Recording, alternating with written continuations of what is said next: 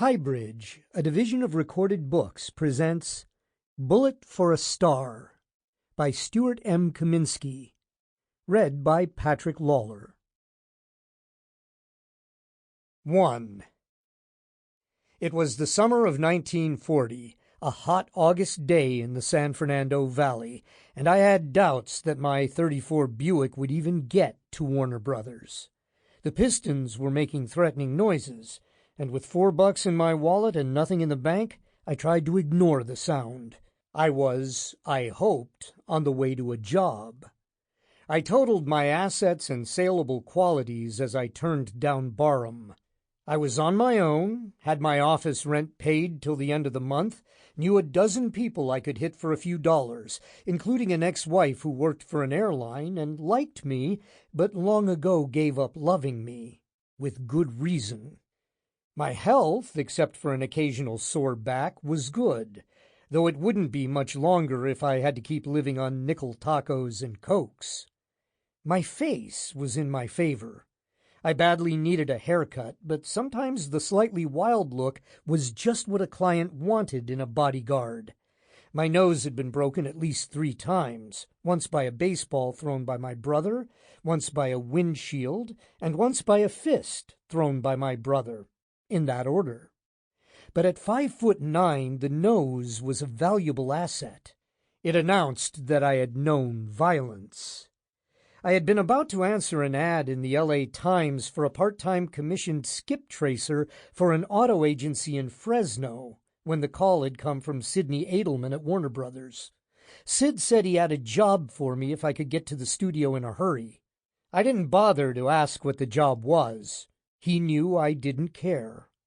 I survived a shave with a thrice-used Gillette Blue Blade and put on my only decent suit and unwrinkled tie, being careful to knot it over a small egg stain. 4 years earlier I had been fired as a Warner Brothers security officer. I'd made the mistake of breaking the arm of a Western star who had made the mistake of thinking he was as tough in person as he was on the screen of Grauman's or Lowe's State. The broken arm had caused a 2-week delay on the star's latest classic. The order to fire me had come directly from Jack Warner.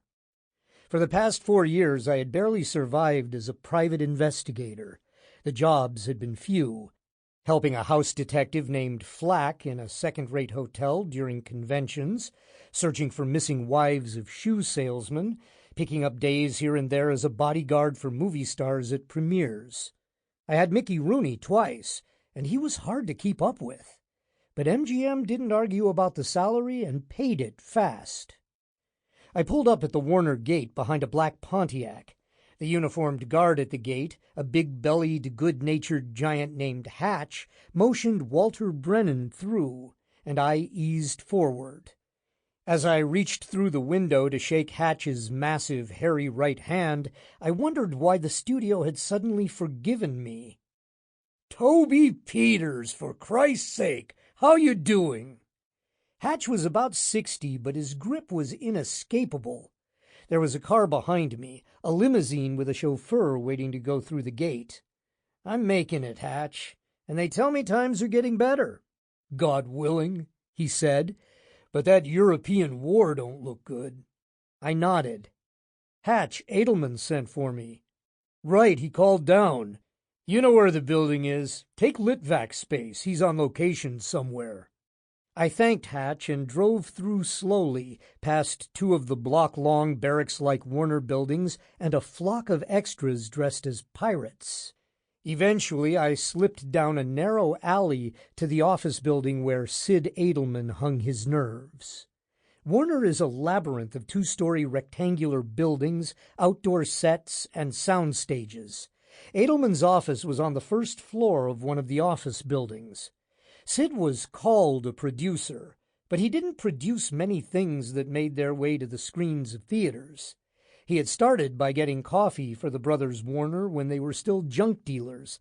Now he listened to the woes of studio stars, sympathized with directors' complaints, delivered ultimatums, arranged parties, kept secrets, and made lots of money. He was only 50, but looked 60. The long corridor was busy with hurrying people. Girls with long skirts and porcelain faces trying to look like Wild Root cream oil ads, men with cigars who wanted to be recognized as producers, guys with their collars open whose weary smiles announced that they were writers and had nothing to do with the others in the hall. Sid's office was where it had been 4 years before when I had last been in it. I had done a few odd jobs for him, like carrying drunks from parties, muscling a persistent fired cameraman who claimed the studio owed him a year's salary, and keeping my mouth shut about a very important female star who had a session with drugs and a friendship with a married senator. Sid's outer office was the same as I had remembered it. The walls were covered with autographed framed photos, all studio publicity shots of Warner stars. The only thing that had changed in the office was the girl sitting behind the desk, reading a Street and Smith love magazine. "What happened to Louise?" I asked affably. "Did you wish to see Mr. Edelman?" she answered unaffably, looking up from her reading. Her face was like those in the hall, pretty, ready to crack, and young/old. Her hair over her painted eyebrows was a lacquered, brittle tower of dark yellow. I wondered how she could sleep without breaking it, and decided from the blank look on her face that it was probably her biggest worry. "My name's Peters. He called me." "Have a seat," she said, returning to her magazine. "Mr. Edelman is in viewing room 3 and will be back in half an hour." Normally I would have sat down humbly, but she annoyed me by being stupid, which I wasn't, and having a job, which I didn't. "I'll join him," I said, heading for the door. "He wanted you to wait," she said in exasperation at having to look up again. "That's okay, Maisie. I know the way." "My name's not Maisie, it's Esther." I closed the door. I walked back down the hall, spotted Jack Norton, the guy who always played a drunk, and made my way back into the California sun. I was starting to sweat. I sweat easily, and with only 3 shirts I couldn't afford it. As I crossed the 50 yards to the screening room, I almost bumped into a kid who made me feel a little better. He was carrying 2 huge cans of 35mm film and was sweating even more than I was. Screening room 3 was one of 5 in a lifeless, 1-story rectangle. The screening rooms offered different sizes and levels of plushness. Number 3 was the simplest, with 30 seats arranged like a theater. I opened the outer door and stepped past the small projection booth, where I could see an old, hard-of-hearing studio projectionist named Robbie leaning back in a chair and doing a crossword puzzle. Whatever he was screening didn't interest him. I opened the inner door to the theater and stood still, waiting for my eyes to adjust to the darkness. The first thing I saw was the image on the screen, a black-and-white silent film. A tall, skinny, good-looking boy on the screen was standing bare-chested in a forest, arguing with a girl who came up to his waist. Only 2 other people were in the screening room, sitting in the middle row. One was Sid Edelman. The other seemed to be a youngish man with Harold Lloyd glasses. Harold Lloyd leaned close to catch any great words that Sid might drop. "What's the kid's name?" Sid grunted in a put-upon New York accent. "Bradley," said the young man. "No, schmuck. Not the kid who made it, the actor. The big kid." Sid pointed to the screen, his hand breaking the projector beam and crossing over the young actor's face. Said the young man, flipping through some notes and turning them toward the screen to catch enough light to read them. "Heston. Charlton Heston. He's 17 and—" "Jesus!" groaned Sid. "I wonder who made that name up." I shuffled my feet as noisily as I could on the carpet, and the 2 men turned toward me. Edelman stood up, so Harold Lloyd stood up. "Peters?" Edelman asked. "Right." All right, Edelman shouted. "Turn it off!" Nothing happened. "That deaf son of a bitch, Robbie!" he shrieked. "Turn that fucking thing off!" Sid was one of a town full of Hollywood characters who swore 2 decades before it became generally popular. The projector went off with a whine and the lights went on. "Some kids in Ohio," Edelman said, shaking his head toward the screen. "Illinois," corrected the young man at his side. "What's the difference?" sighed Edelman. "These kids made that picture, a full-length version, silent, of some Russian or Greek play. Peer Gynt. Who wants it?" Sid looked at me. I looked at him. As bad as I looked, he looked worse. At least, I hoped so. Even with his elevator shoes, Sid Edelman topped no more than 5'4". His hair was dirty gray and as thick as style would allow, to give him another fraction of an inch on the world. The bags under his eyes were permanent, dark, heavy, packed and ready to go for more than 20 years. The light brown suit fit perfectly around his stomach, but the shoulders were too wide. Throwing in the suit, elevator shoes, haircut, and paunch, he weighed no more than 120 pounds. The young man stood beside Edelman, waiting. If he straightened up, he would have been a good 4 inches taller than his boss. And if he took off the glasses, he would have been a good-looking man. But he wasn't about to straighten up or take off his glasses with Sid around. He reeked of brains and ambition. Sid came out of the aisle and took my arm, pulling me down a little toward him. "I've got a job for you," he stage whispered, ushering me through the doors and back into the sunlight. "Cunningham, go write a letter to those guys," he barked over his shoulder. Young Cunningham nodded efficiently and hurried away without a glance at me. Cunningham, a damn good yes-man, would go far at the studio. Sid was now dragging my left shoulder dangerously close to the ground. "The things these actors get into," he whispered. "You remember." He paused to put on a gigantic fake smile for a fat, well-dressed man well up in his 60s who passed by us, a cigar in his mouth as big as Sid. "Looking good, Morris." Morris nodded, preoccupied. "An asshole," confided Edelman, guiding me into his office building. "A producer with 3 straight shit bombs." He smiled and shook his head in mock sympathy. We passed an open office door, and I could see Jack Benny sitting in a chair and looking up with full attention to a minute ancient woman in black who was shouting, "Every time! Every time!" Esther lifted her heavy head as we entered, but didn't bother to put away her magazine. "Mr. Peters and I are not to be disturbed," Sid told her, guiding me into his office and closing the door.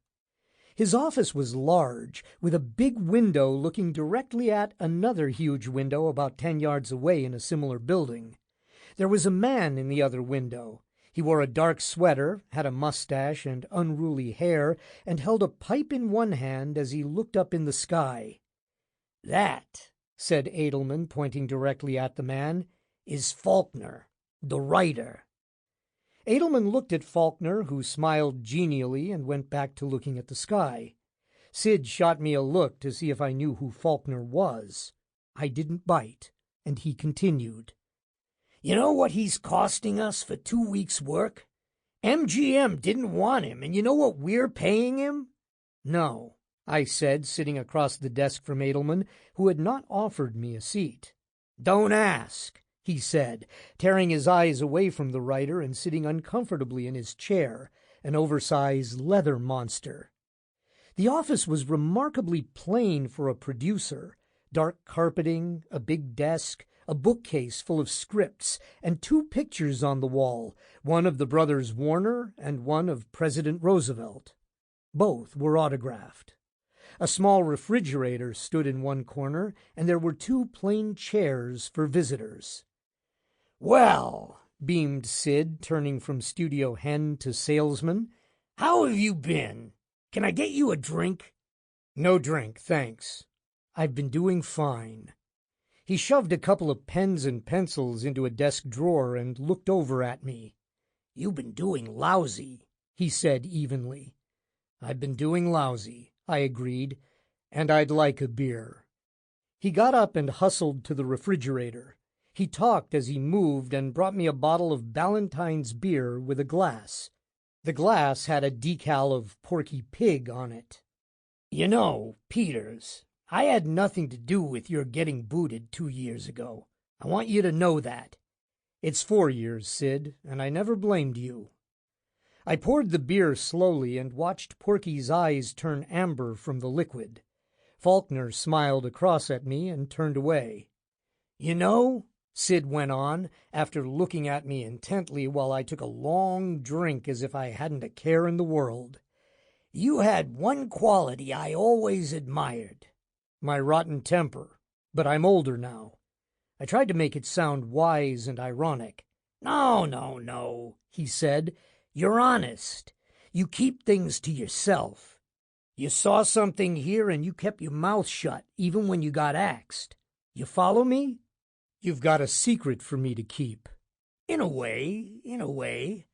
He took the pens and pencils out of the drawer he had just put them in and arranged them on his desk. He was silent for about 30 seconds, looking at his pencil and pen arrangement. I drank my beer and looked at Bill Faulkner's back. I felt like he and I were old friends, and things were finally going our way. "Blackmail," Edelman finally spat out. The pens and pencils went back in the drawer. "One of our stars is being blackmailed." "And?" "What do you mean, and? And I've got to take care of it," he said, looking at the photo of his employers on the wall. I finished my beer. I've decided to pay them," Edelman said, reaching into the drawer again and pulling out a thick envelope. "There are $5,000 in $100 bills in here. I want you to deliver them to a certain address at 2 in the morning. We don't want any studio people involved, and we don't want anyone to know anything before or after. You give me your word that if anything goes wrong in the transaction, you don't involve me, the studio, or the actor." "What do I get in exchange for the envelope?" "A negative and a positive print," said Edelman softly. "You don't give up the money until you have the negative and the print. Then you bring them back to me." I shook my head. "They can have 100 copies of that picture, a dozen negatives," I said. "The 5,000 is just a down payment." "You think I'm some kind of putz off the street?" Edelman said, rubbing his forehead and standing. "Our actor says the picture's a fake. Maybe it is, maybe it isn't. We have a man who can tell if he sees the original negative." "And if it's real?" I asked with a slight grin. "We'll handle it." "You mean pay some more, find someone nastier than me to handle it, or dump the actor?" "That's our business," said Edelman, turning in his chair where he was again sitting. "Where's the print the blackmailers sent your actor?" "I destroyed it immediately," Edelman barked. "I didn't want someone else to get it and make more copies." "All right," I said, standing. "Answer 3 questions and you have a delivery man." "Good," Edelman sighed, turning to face me. "The answer to your first question is $200 now and the same when you hand me the negative in print. Now your second question." "My second and third," I said, holding up 2 fingers. "What's in the picture and who's the actor?" "I'm going to know both answers when I make the trade, and you want to be sure I know what I'm dealing for." The little man hesitated, touched his hair to be sure it was still there, and threw up his hands. "It's a picture of a man and a girl, a very, very young girl." He handed me the envelope and counted $200 from his own wallet. I took the cash and pocketed it. "You make the exchange at this address in Los Angeles," he whispered. "You take the envelope there at 2 in the morning. He scribbled on a sheet of paper and handed it to me. It was a middle-class area off Figueroa near the University of Southern California. "You go to the door, make the exchange, and that's all." "You checked the house?" I asked. "It's empty. For sale." "Okay," I said, thinking that I had plenty of time to fix my piston, get a reasonable meal, listen to the radio, and get some sleep before the delivery. "Now for the other question," I asked. Edelman nodded and moved to the door. I caught him glancing at the portrait of the Warner boys and followed him out and past Esther the reader. This time he didn't take my arm. I caught up with him as he burst through the door of the building. Wet patches of sweat immediately wilted his collar. We cut through a sound stage where the cast and crew of what looked like a football movie were taking a break. Pat O'Brien, wearing a Notre Dame sweatshirt and a baseball cap, was telling a joke in a heavy, put-on Irish accent. He paused to wave at Sid, who dashed through a door and hurried to another building. The halls of this small building were empty. I knew the building, and the name on the door where Sid stopped, looked up at me, raised an eyebrow, and knocked. A male voice answered cheerfully, "Come right in, it's never locked." We stepped into a combination dressing room and den and were greeted by the lone occupant, who advanced on us. He was a tall man, easily 6'2", wearing a Union cavalry uniform and carrying a drink of clear liquid in his left hand. "Sidney," he said with genuine affection, "always good to see you." Sid glumly shook the extended hand of the man towering over him. The man turned to me with a warm smile, a touch of curiosity, and familiar, even, white teeth. He shook my hand firmly, and appeared every bit as confident and likable as he did in his movies. "This is Toby Peters," said Sid, collapsing into a chair. "He's going to make that transaction for us. Toby, Errol Flynn." 2. "Mr. Peters," Flynn began, guiding me to a soft brown sofa, "may I call you Toby?" "Sure," I said, taking a seat. He sat next to me. "A rather minor character in my first picture at this studio," Flynn began. "The Case of the Curious Bride." Edelman's voice rose wearily from the chair in which he was slumped but couldn't be seen. "And you were a rather minor character in it." "True," continued Flynn with a grin. "This minor character, at a crucial moment in the plot, shouted, 'This is a frame-up.' Please imagine, Toby, that I am shouting those words. Mind you, I am not above the sort of thing implied in the photograph. As a matter of fact, I strongly advocate it. But it is illegal." "And very bad publicity," came the voice of Edelman. I looked at Flynn, who sighed, took a drink of the clear liquid, and added, "Quite right." "I am not a citizen," he continued, "and it would be a rather simple matter to ask me to leave the country, which would displease me, the studio, and, I modestly hope, a great many moviegoers. Can I get you a drink? Vodka?" He held up his glass. I said no, and he went on. "My past is not entirely sans blemish or incident. When I was a boy in Australia, I ran with a gang of razor robbers, cutthroats. When they murdered a friend, I headed for New Guinea to seek my fortune.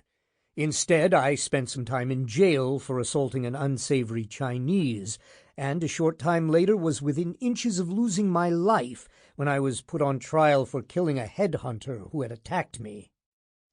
It was fascinating, but I wondered why he was telling me all this. "I'm telling you all this," he answered, reading my mind, "because I want you to know that if I did spend some time with the young lady—" "Very young lady," came Edelman's voice. "All right." Flynn smiled, lifting his hands in mock defeat. "Very young lady. I would gallantly admit it. I have known very young ladies both in and out of the jungle, and I do not forget any of them. I have never seen the young lady in that photograph I saw this afternoon. However, Sidney has convinced me that, under the circumstances, we should pay." There was a shuffle in Sidney's chair, and he rose to his full 5 feet and a few inches as he faced us sourly. "And the circumstances," he said, "include the fact that you are in the middle of some very delicate divorce proceedings." Flynn rose, put his drink down, and looked at his face in a mirror on the wall. Then he looked at my reflection over his shoulder, looking at him. "You know," he said, turning to me, "a few weeks ago I was a pirate. Today I am in the middle of a Western. This business can be very confusing." He walked over to me, and I stood up. He put an arm around my shoulder. "Toby," he said softly, I am 30 years old and getting very wealthy. I am a product, a voice, a face, a body. I make 3 or 4 pictures a year to get as much out of that product as possible before it wears out. What I would dearly like to do is take your place for that assignation and break the blackmailer's goddamn neck. But I'm too big an investment. He guided me toward the door, and Sid walked after us, shaking his head. Why don't I forget the money and issue a challenge to the guy to meet you in Griffith Park with swords at dawn? I grunted. It wasn't much of a joke, but Flynn leaned back in his blue uniform, teeth showing, hands on hips, just like in the adventures of Robin Hood, and laughed loudly. It got me. For a second, I was a 10-year-old at a matinee instead of a shabby part-time bodyguard in his 40s with a mashed nose. I like you, Toby, said Flynn, shaking my hand again, and I trust you. I'll do what has to be done, Mr. Flynn, I said, and I meant it. Call me Errol, or Princey. Sid and I went into the hall. Princey? I asked, looking at Sid. Edelman shrugged. He picked it up from the Prince and the Pauper. He likes it, and he wasn't even the fucking prince. I'll be in my office all night. You call me as soon as you have the negative and the picture and bring them here immediately. Right, I said, looking at a well-built redhead who hurried by in bizarre costume reading a script.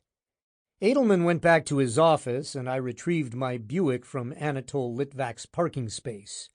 The piston sounded worse as I backed out. My mind was racing ahead, and I almost hit the redhead. Big feathers draped over her behind bounced as she jumped out of the way and screamed at me. "Jerk, you almost killed me!" she shouted. I turned to apologize, but she had already turned away. I drove through the gate, waving at Hatch. "Good to see you again, Toby," he called, lifting his ham hand and flashing oversized teeth. "My best to Jack Warner," I shouted back. I drove past the golf course across from Warner's, where Jack Warner, Sid Edelman, and half of the talent at the studio weren't permitted because they were Jewish. It was 4 in the afternoon. I dropped my car off in a garage near my apartment on 11th Street, gave Arnie, the no-necked mechanic, $8 in advance, and told him I'd be back in 2 hours. He smiled around a stubby cigar, and I went home and changed clothes. 20 minutes later, I was at the Y on Hope Street, where I paid the last $3 on my year's membership and spent 15 minutes on the track and 10 on the small punching bag. Then I got up a handball game with a lean banker named Dana Hodgdon. He was 62 and beat the hell out of me every time we played. By 8, I had my car and ate my first steak in months at Levy's Grill downtown on Spring. Carmen, the cashier, a dark and recent widow, gave me a smile when I paid. Everyone was smiling at me. I felt great and invited her to a late movie. Her wide mouth over her ample everything asked for a rain check, and I said okay. I went back to my apartment, turned on the fan, listened to Gracie Allen tell George Burns about her brother for half an hour, and set the alarm. I stretched out on my unmade bed and dreamed I was Robin Hood. I swung on a chandelier, waving a sword, and speared a photograph out of Basil Rathbone's hand. I turned my back and was about to get clubbed by a combination of Claude Rains and Sid Edelman when Alan Hale saved my life. I looked down at the photograph and saw that it was me in a compromising position with Carmen the cashier. She was wearing a child's dress. I woke up. The alarm was ringing. I put on my pants, shirt, and holster, complete with .38 automatic. In the 10 years I had owned the gun, I had never fired it at anyone, or wanted to. I seldom loaded it. Some clients expected a private investigator to have a gun, and felt disappointed if they didn't spot one under his jacket. This time I loaded the gun. I didn't expect trouble. The only thing I had that the blackmailers wanted was an envelope of money, and I fully intended to give it to them. But you never know what a nervous or stupid criminal might do. Sid Edelman was paying me $400 to be less nervous and a little smarter than the blackmailer. The streets were almost deserted. The usual... Sample complete. Ready to continue?